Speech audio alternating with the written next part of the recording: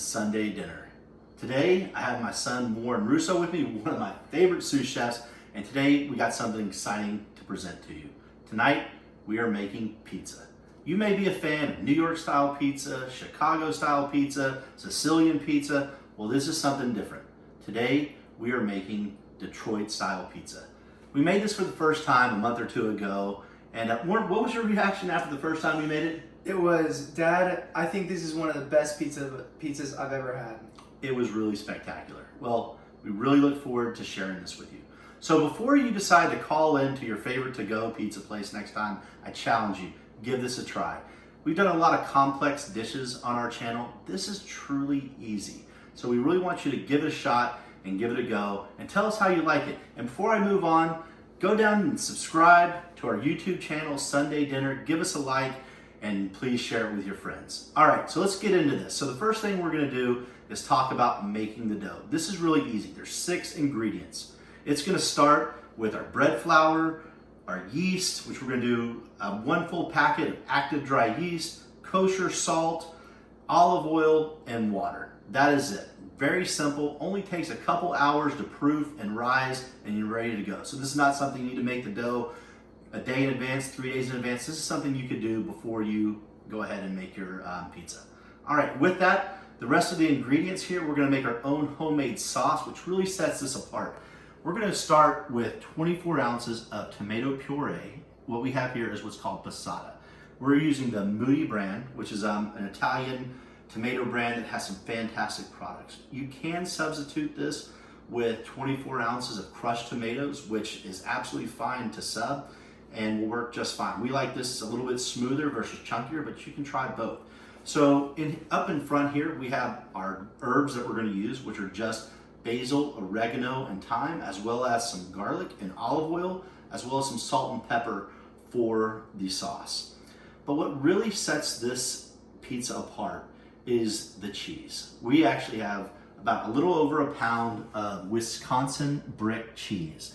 Now this isn't necessarily the easiest cheese to find. However, you can go to, order this online, or if you need to, you can substitute this with low moisture mozzarella as well as some Monterrey Jack. But if you can, we challenge you to try to find this, as it's really gonna help create the crispy layer of this crust that actually almost fries the dough in the pan. The other thing that sets this pizza apart is this pan. While you can use some different substitute pans, this is a 14 by 10 roasting dish that's specifically made for Detroit style pizza. That's hard anodized and it makes it fantastic. It really helps fry the crust, makes it super crispy. So if you can, give it a shot. If not, you can use a different roasting pan that you have and kind of change the ingredients. All right, with that, we're ready to go. And I look forward to coming back and starting this dough with you. Thank you for coming to Sunday Dinner. The first step in our process is to make our dough. We're gonna start with 3 easy ingredients, which is just our water, which I've heated up to be between 110 and 120 degrees. And that is an important step in this process. What that's gonna do is help activate our active dry yeast. So with that, I'm gonna go ahead and start by pouring this exact 1 cup of water in here. Then I have 1 teaspoon of sugar. I'm gonna go ahead and now add the 1 packet of active dry yeast, which happens to be 2 1/4 teaspoons of active dry yeast. And we're just gonna go ahead and, Warren, if you can whisk that in here. We're gonna make sure all of the yeast is combined. There we go. Boy, you can smell that yeast. All right, just make sure we get all the sides there, Warren. There we go. See how we kind of work the sides, make sure all the liquids get the sides. And that's really it. The yeast is now dissolved. We can kind of just let that sit. We're gonna let this sit for 15 minutes. And when 15 minutes is up, you're gonna see this yeast truly bubbling and it's a live substance. So if it's not bubbling, you need to find you another packet of yeast and start again. Having active yeast that's truly alive is important to create the dough that we're gonna do. So join us back in 15 minutes. We're gonna show you what this should look like and take some pictures. That way you know to make sure when you're making this that your yeast is active. And we'll add the last 3 ingredients, which is just our olive oil, our salt, and our bread flour. Okay, it's been about 15 minutes, and by the look of this yeast is incredibly active. You can just see the foam layer that the yeast is created. So again, that's what we're looking for. We want to make sure our yeast is nice and active, and we've for sure done that and let that sit. So what we're gonna do now is we're gonna go ahead and add our salt, which is 1 teaspoon of salt, and go ahead and add our 2 teaspoons of olive oil right to the mix, perfect. And then if you come in here, we're gonna go ahead and add our 2.5 cups of bread flour. All right, so I'm just gonna kind of put that in here. We're gonna go ahead and add this to our stand mixer. Snap that in, there we go. And we're gonna use our bread hook. And we're just gonna gently put this in. That's it. And we're gonna start by doing this on a pretty low setting until it starts slowly incorporating. And once this kind of starts incorporating, we'll speed it up to probably about 2 or 3, nothing too much, as this dough is gonna take a little time. We'll probably mix this for about 3 to 5 minutes, which is important to build the gluten structure up in this dough. So as you see this, you're gonna need to kind of stop it a couple different times, which I'm gonna go ahead and do now, and just kind of bring the ingredients from off the side into the center, and do that. That's fine. If you some sticks on there, that's not a problem. And go ahead and bring it back on low. All right. Now, as you can see here, the dough is incorporating as we go. And this dough is actually gonna be pretty sticky. Instead of like a Neapolitan dough, it's not so. This is pretty a sticky, tacky dough. And now I'm gonna kind of slowly build this up. And we're gonna let this go for a couple more minutes. All right. We'll let this go and come back in a couple minutes. We'll show you what this looks like.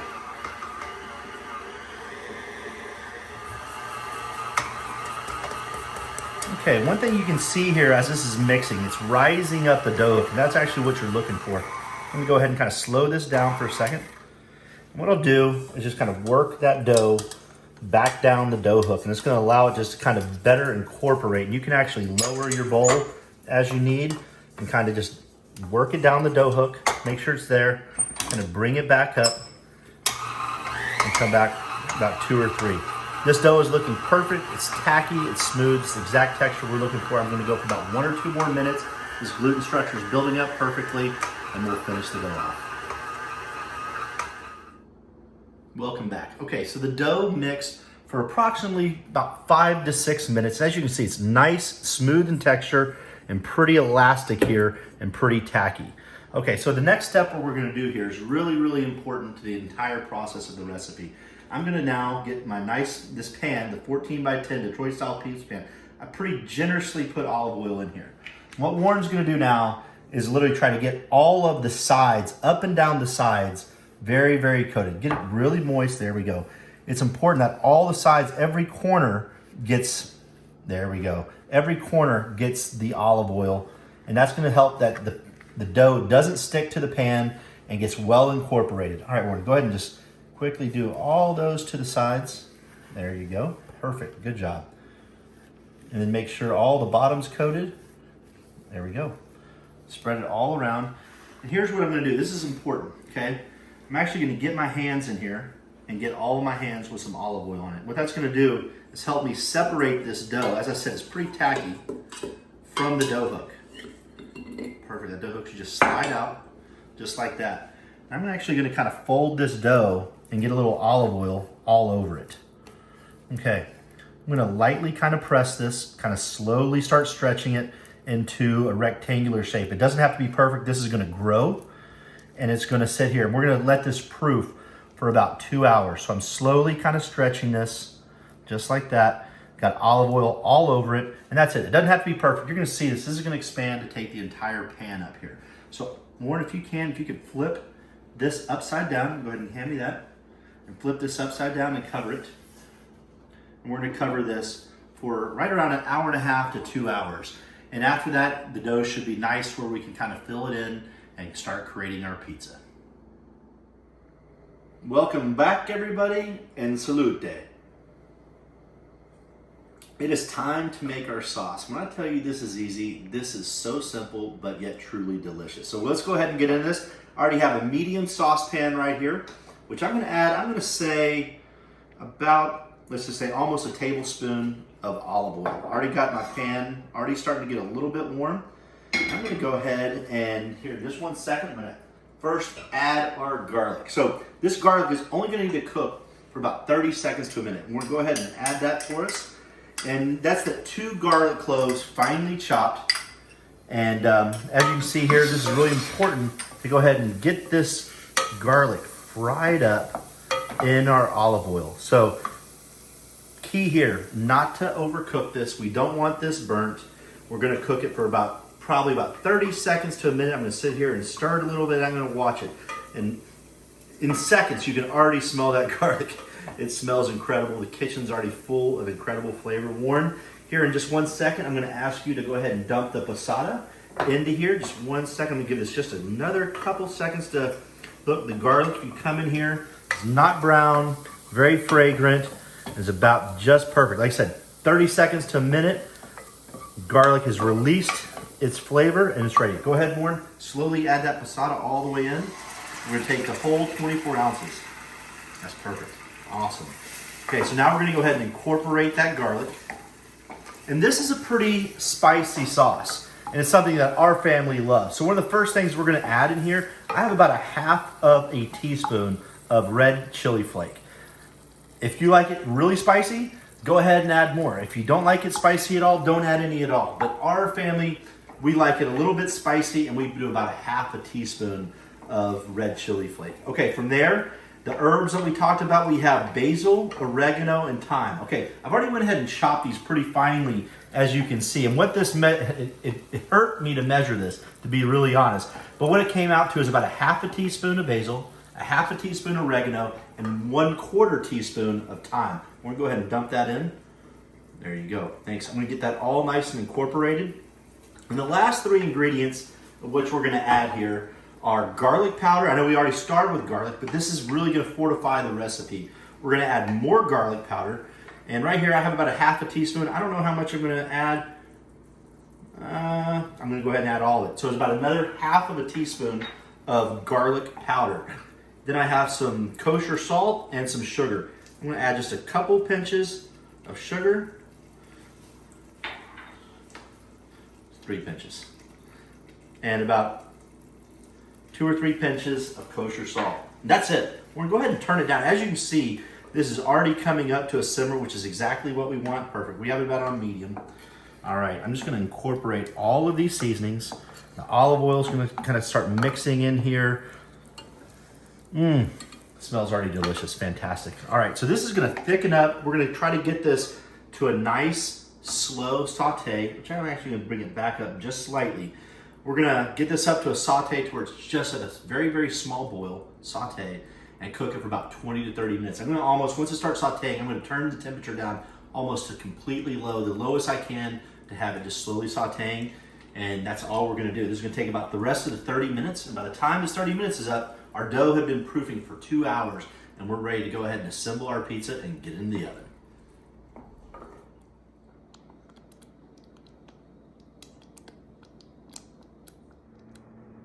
Okay, so our dough has been proofing now for right at 2 hours.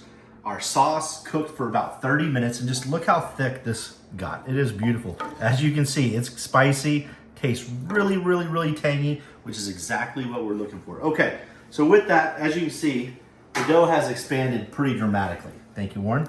All right, so now what I'm gonna do, I'm gonna try not to press it that much. Just find that olive oil to kind of come up on the sides. I'm just gonna kind of stretch it to make sure that it reaches all these corners.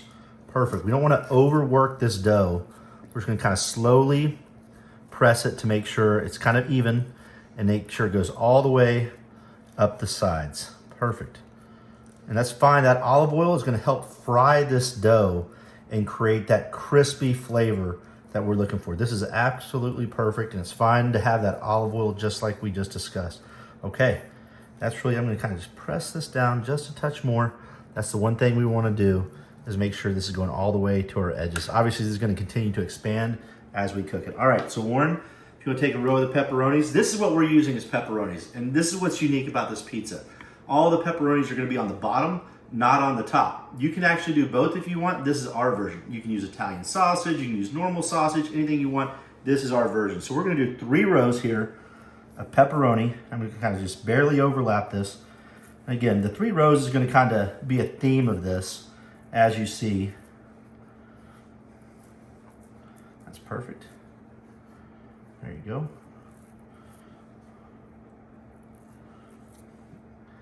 And this was right at 4 ounces. Perfect. All right. So that covers our pizza. Right at 4 ounces or 1 thing of pepperoni. All right, I'm not gonna let those go to waste. So we can just kind of put those on here, have a little bit of a double slice. All right, Warren, let's go ahead and get our cheese now. The next thing is the cheese. So this is, again, very different than your normal pizza to where the sauce is gonna be on top. We're gonna go with our ingredients down, our protein down first, our cheese, and then go ahead and start pouring it on there just really lightly, Warren. There you go. What's gonna be key here, go ahead and dump it all in there just nice and slowly. Keep going. The key thing here is to spread this out. And what you see here, we had actually, this was 2 small blocks of the Wisconsin brick cheese that we discussed. It was actually about 1.2 pounds. That's what the blocks that we had kind of weighed out to. We've used as little as 1 pound, as much as almost 1.5 pounds. So this is right in the sweet spot. Okay, the key here as we spread it is we wanna make sure, for sure, that we have cheese all the way to the edge of this pizza in every single spot. So as we spread it out, nice and even layering, so this is right at 1.2 pounds, ended up covering this pizza perfectly. Okay, I wanna make sure again that cheese is all the way in the corners, because that's what's gonna kind of help release its milk fats and combine with that olive oil to kind of fry the dough. All right, that looks perfect. Okay, now we got our pizza sauce here. I'm gonna put this in 3 even rows. It's gonna almost look like racing stripes here. You're gonna see what I'm talking about here in just a second.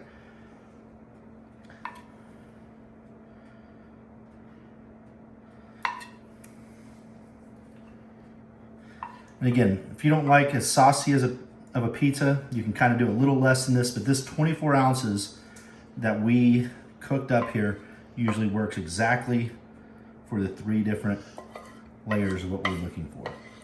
All right.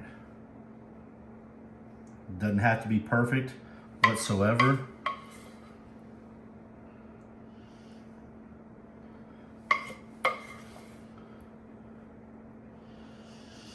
So once you get your kind of 3 stripes down, you can kind of fill in where you kind of see it may need a little bit more.